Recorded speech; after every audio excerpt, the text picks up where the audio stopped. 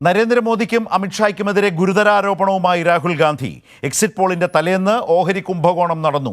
ഇതിന്റെ ഭാഗമായി 31-ന് ഓഹരി വിപണിയിൽ വലിയ രീതിയിൽ നിക്ഷേപം നടന്നു. ക്രിമിനൽ കുറ്റമാണ് നടന്നതെന്നും കുംഭകോണത്തെപ്പറ്റി JPC അന്വേഷണവും പ്രധാനമന്ത്രി ഉൾപ്പെടെയുള്ളവരുടെ പങ്കും അദാനിയുടെ ചാനലിന്റെ റോളും അന്വേഷിക്കണമെന്നും രാഹുൽ ഗാന്ധി ആവശ്യപ്പെട്ടു.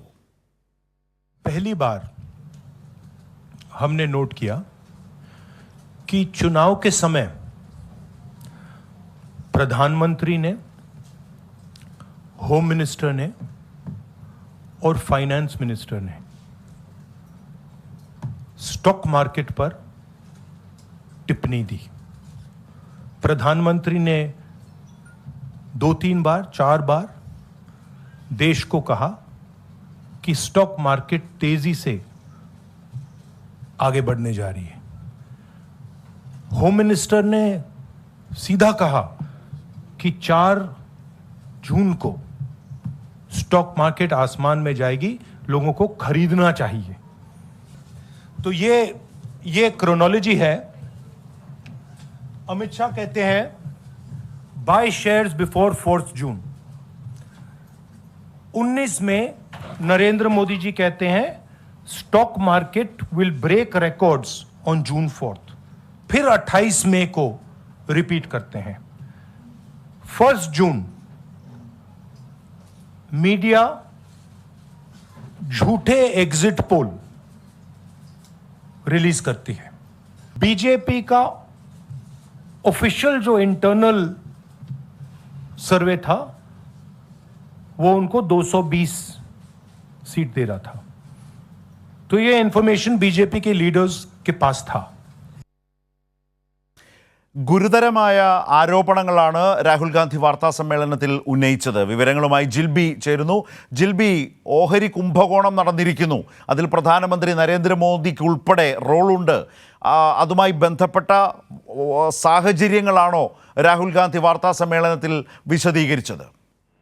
ശരത്ത്, അതായത് ഈ തെരഞ്ഞെടുപ്പിന്റെ മറവിൽ വലിയ രീതിയിലുള്ള കുംഭകോണം നടന്നു, അല്ലെങ്കിൽ ഓഹരി വിപണിയിൽ തട്ടിപ്പ് നടന്നു എന്നുള്ള ഒരു ഗുരുതര ആരോപണം ഇപ്പോൾ രാഹുൽ ഗാന്ധി ഉയർത്തുകയാണ്. അതായത് നേരത്തെ തന്നെ, അതായത് ഈ തെരഞ്ഞെടുപ്പിന്റെ 4ാം ഘട്ടം നടന്ന സമയത്താണ് ഈ NDTVക്ക്, അതായത് പ്രധാനമന്ത്രി നരേന്ദ്രമോദി ഒരേപോലെ അഭിമുഖം കൊടുത്തത് NDTV എന്ന ചാനലിനാണ്. അതിൽ രണ്ടുപേരും ഒരേപോലെ സമാനമായ രീതിയിലുള്ള ഒരു നിർദ്ദേശങ്ങൾ മുമ്പോട്ട് വെച്ചു. അതായത് NDA അധികാരത്തിൽ 400 സീറ്റുകൾ നേടി അധികാരത്തിൽ വരികയും ഓഹരി വിപണി വലിയ രീതിയിൽ കുതിച്ചുയരുകയും ചെയ്യും, അതുകൊണ്ട് ഈ സ്റ്റോക്കുകൾ വാങ്ങിക്കോളൂ എന്നുള്ള ഒരു നിർദ്ദേശമാണ് മുമ്പോട്ട് വെച്ചത്. ഇതിന് പിന്നാലെ ഈ എക്സിറ്റ് പോളുകൾ വരുന്നതിന് തൊട്ടു മുൻപ്, അതായത് എക്സിറ്റ് പോളുകൾ വരാനിരിക്കെ മെയ് 31-ന് കോടികളുടെ വിദേശ നിക്ഷേപമാണ് ഉണ്ടായത്. അതിന് പിന്നാലെ ജൂൺ 1-ന് എക്സിറ്റ് പോളുകൾ വരികയും ചെയ്തു. പക്ഷേ ഈ എക്സിറ്റ് പോളുകൾക്ക് ജനങ്ങളുടെ വികാരത്തിന് അനുസൃതമായ ഒരു എക്സിറ്റ് പോളുകൾ അല്ല വന്നത്. വ്യാജ എക്സിറ്റ് പോളുകൾ വരികയും പിന്നാലെ റിസൾട്ട് വന്നപ്പോൾ അതിൽ സാധാരണക്കാർക്ക് വലിയ രീതിയിലുള്ള ഒരു നഷ്ടമാണ് ഉണ്ടായത്.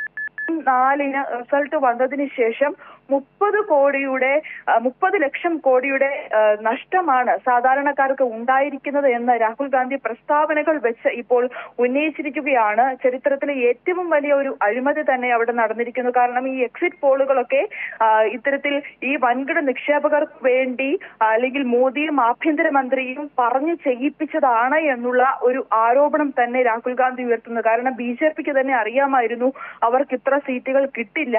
പക്ഷേ എക്സിറ്റ് പോളുകൾ ഈ നിക്ഷേപകർക്ക് വേണ്ടി, വൻകിട നിക്ഷേപകർക്ക് വേണ്ടി ഉണ്ടാക്കിയതാണ് എന്നുള്ള ആരോപണം തന്നെയാണ് ഇപ്പോൾ രാഹുൽ ഗാന്ധി ഉയർത്തുന്നത്. എന്തായാലും ഇതൊരു ക്രിമിനൽ കുറ്റമാണ്. അതിനാൽ തന്നെ ശക്തമായിട്ടുള്ള ഒരു അന്വേഷണം വേണം. പാർലമെന്ററി സമിതി തന്നെ ഇത് അന്വേഷിക്കണം.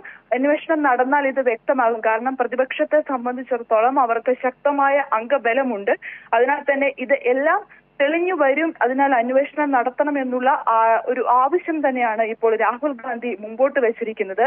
എന്തായാലും തെരഞ്ഞെടുപ്പിന് ശേഷം ഇപ്പോൾ പ്രതിപക്ഷം ശക്തമായിരിക്കുന്നു. പ്രധാനമന്ത്രി, അതായത് തെരഞ്ഞെടുപ്പിന്റെ മറവിൽ നടന്ന ഈ ഓഹരി വിപണിയിലെ തട്ടിപ്പ് കണ്ടെത്തണം എന്നുള്ള ഒരു ആവശ്യം തന്നെയാണ് ഇപ്പോൾ രാഹുൽ ഗാന്ധി ഉന്നയിച്ചിരിക്കുന്നത്. ശരത്, അതായത് ജിൽബി, അതായത് മെയ് 31-ന് ജൂൺ 1-നാണ് അവസാനഘട്ട തെരഞ്ഞെടുപ്പ് നടന്നത്. അന്ന് വൈകിട്ടാണ് എക്സിറ്റ് പോൾ വന്നത്. 31-ന് മെയ് മാസം 31-ന് അവസാന ദിവസം, മെയ് മാസത്തിലെ അവസാന ദിവസം വലിയ തോതിൽ ഓഹരി വിപണിയിൽ നിക്ഷേപം വന്നു. ആ നിക്ഷേപം വരുന്നതിന് മുമ്പ് NDTV-യിൽ അടക്കം, നേരത്തെ ജിൽബി സൂചിപ്പിച്ചതാണല്ലോ, അതിനു മുൻപ് നൽകിയ അഭിമുഖങ്ങളിൽ ഓഹരിയിൽ വൻതോതിൽ നിക്ഷേപം നടത്തിക്കോളൂ എന്ന നിലയിൽ മുഖ്യമന്ത്രി തന്നെ പ്രധാനമന്ത്രി തന്നെ ഒരു ഉറപ്പ് കൊടുക്കുന്നു. ആ ഉറപ്പിൻ്റെ അടിസ്ഥാനത്തിൽ 31-ന് വലിയ നിക്ഷേപം വരുന്നു. അതിനെ ശരിവെക്കും വിധം നിക്ഷേപകർക്കൊരു വിശ്വാസം പകരാൻ എക്സിറ്റ് പോളുകൾ ആ നിലയിൽ വലിയ തോതിൽ വോട്ടുമായി BJP വീണ്ടും അധികാരത്തിൽ, ഏതാണ്ട് 400-നടുത്ത് അല്ലെങ്കിൽ 400 സീറ്റുകളുമായി BJP വീണ്ടും അധികാരത്തിൽ വരുന്നു എന്നീ എക്സിറ്റ് പോളുകൾ ഒരു വലിയ പ്രതീതി 1-ാം തീയതി വൈകുന്നേരം രാത്രിയിൽ സൃഷ്ടിക്കുന്നു. അതിനുശേഷം അങ്ങനെ 31 ആ രീതിയിൽ നിക്ഷേപകരെ വലിയ തോതിൽ ഓഹരി വിപണിയിലേക്ക് ആകർഷിച്ച് വലിയ തോതിൽ നിക്ഷേപം കൊണ്ടുവരുന്നു. പിന്നീടുള്ള ദിവസങ്ങളിൽ BJPയുടെ വലിയ തിരിച്ചടി, ഒറ്റയ്ക്ക് ഭൂരിപക്ഷം ലഭിക്കാത്ത സാഹചര്യം വരുന്നൊരു ഘട്ടത്തിൽ നിക്ഷേപകർക്ക് നഷ്ടം സംഭവിക്കുന്നു.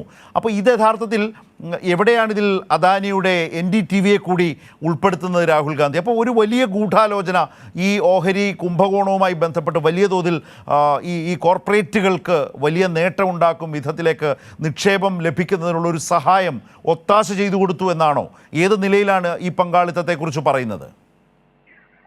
ശരത്, തീർച്ചയായും. കാരണം അത്തരത്തിൽ തന്നെ ഇപ്പോൾ രാഹുൽ ഗാന്ധി സൂചിപ്പിച്ചപ്പോൾ തന്നെ ഈ ഒരു ഓഹരി വിപണി, അതായത് ഇത്തരത്തിൽ സ്റ്റോക്കുകൾ വാങ്ങിക്കാനായിട്ട് പ്രധാനമന്ത്രി നരേന്ദ്രമോദി നേരിട്ടാണ് പറയുന്നത്. കാരണം 5 കോടി കുടുംബങ്ങളോട് സ്റ്റോക്ക് മാർക്കറ്റിൽ നിക്ഷേപിക്കാനായിട്ടൊക്കെയാണ് നേരിട്ട് പറയുന്നത്.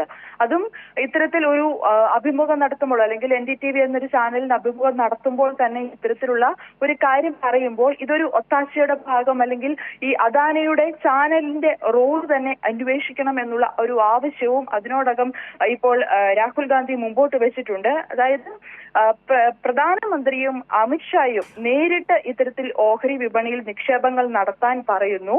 അതിനാൽ തന്നെ ഇത് രാഹുൽ ഗാന്ധി ഉന്നയിക്കുന്ന ആരോപണങ്ങളിൽ ഈ പറഞ്ഞ ചാനൽ അല്ലെങ്കിൽ അദാനി കോർപ്പറേറ്റ്സിന് വലിയ തോതിൽ നേട്ടം അതിലൂടെ സമാഹരിക്കാനായി എന്നുകൂടി പറയുന്നുണ്ടോ? ശരത്, ഇപ്പോൾ ഈ ഒരു കാര്യം ഉന്നയിച്ചുകൊണ്ട്, അതായത് പ്രധാനമന്ത്രിയും അതുപോലെ അമിത്ഷായും ഇതിൽ ഉൾപ്പെട്ടിട്ടുണ്ട് എന്ന് പറഞ്ഞതിനൊപ്പം രാഹുൽ ഗാന്ധി സൂചിപ്പിച്ചത് അദാനിക്കെതിരെയും ഇതിൽ ഒരു അന്വേഷണം നടത്തണം, അല്ലെങ്കിൽ അദാനിയുടെ ചാനലിന്റെ റോളിൽ അന്വേഷണം നടത്തണമെന്നുള്ള ഒരു ആവശ്യമാണ് ഇപ്പോൾ രാഹുൽ ഗാന്ധി മുമ്പോട്ട് വെച്ചിരിക്കുന്നത്.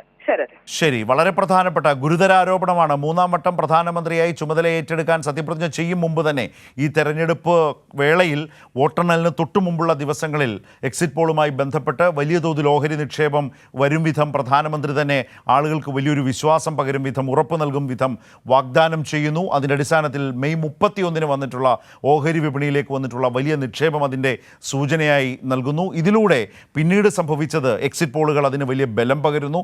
എന്നാൽ പിന്നീട് സംഭവിച്ചത് BJPയുടെ വലിയ തിരിച്ചടി. ഈ എക്സിറ്റ് പോളുകൾ പ്രവചിച്ചതിനൊക്കെ അപ്പുറം നേരെ വിപരീതമായി ഒറ്റയ്ക്ക് ഭൂരിപക്ഷം ലഭിക്കാത്ത വിധം BJPക്ക് ഉത്തർപ്രദേശിലൊക്കെ സംഭവിച്ച വലിയ തിരിച്ചടി. അങ്ങനത്തെ ഒരു പശ്ചാത്തലത്തിൽ നിന്നുകൊണ്ട് വന്ന സാഹചര്യത്തിൽ നിക്ഷേപകർക്ക് സംഭവിച്ച വലിയ നഷ്ടമുണ്ട്. അത് വലിയൊരു ഓഹരി കുംഭകോണമാണ്. നരേന്ദ്രമോദിയുടേത് അടക്കമുള്ള പങ്കാളിത്തം അതിലുണ്ട്. NDTV, അദാനിയുടെ ചുമതലയിലുള്ള NDTV-യുടെ റോള് സെബി അന്വേഷിക്കണം, സംയുക്ത പാർലമെൻ്ററി സമിതിയുടെ അന്വേഷണം പോലെയുള്ള കാര്യങ്ങളൊക്കെ രാഹുൽ ഗാന്ധി ഇന്നത്തെ ഈ വാർത്താ സമ്മേളനത്തിൽ ആവശ്യപ്പെട്ടിട്ടുണ്ട്.